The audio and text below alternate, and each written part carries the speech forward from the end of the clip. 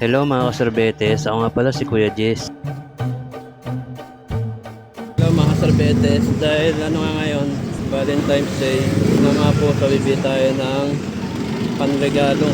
Kaya lumakad na nga tayo at parang pamunta na nga dito nga sa bilihan nga ng bulaklak mga sorbetes. Katapos nga dyan, nandito na tayo sa bilihan nga ng mga bulaklak. Dito nga dyan, nagtanong-tanong muna nga tayo mga sorbetes. Ano tayo magkano tayo? 50. 20. Yan, 30. Magkano dito tayo? O, 20.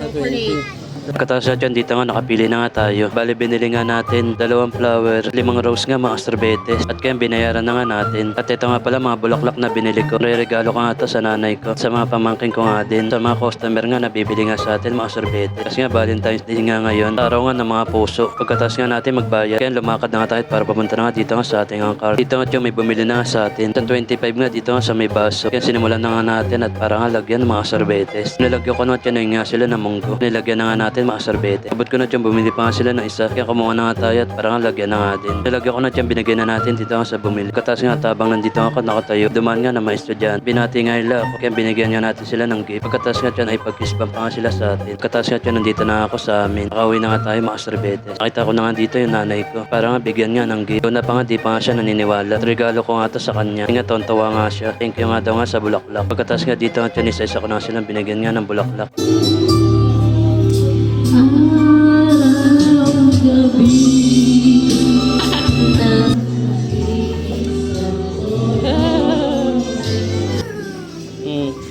Oh, ulit.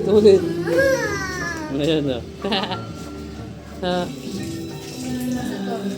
Laklak. Aling nga. Ay, ngiti.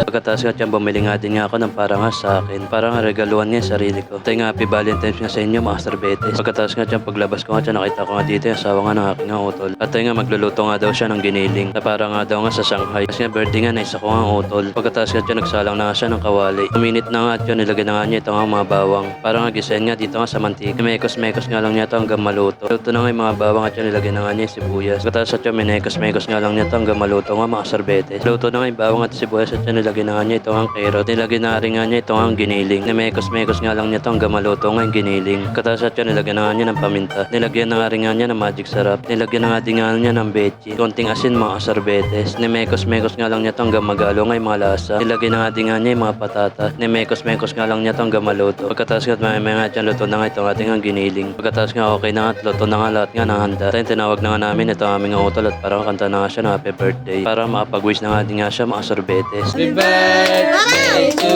you. Happy birthday to you. Happy birthday, happy birthday, happy birthday to mabilis. Happy birthday to you. Happy birthday to you. Happy birthday, happy birthday, happy birthday to you. Wish ka na, wish muna. Wish na. Bakit wala akong gana? Hindi, sa'yo lang. Isip mo lang. Last blow mo na lang. Dumexit si Brad, dumexit. Yan. Ikaw. Last blow mo na. Yan, yay! Pagkatapos at yung binati ko na itong aking utol nga na happy birthday. Hinati nga din nga siya na isa ko ang utol. Hanggang dito na lang pala mga sorbetes. I love you all.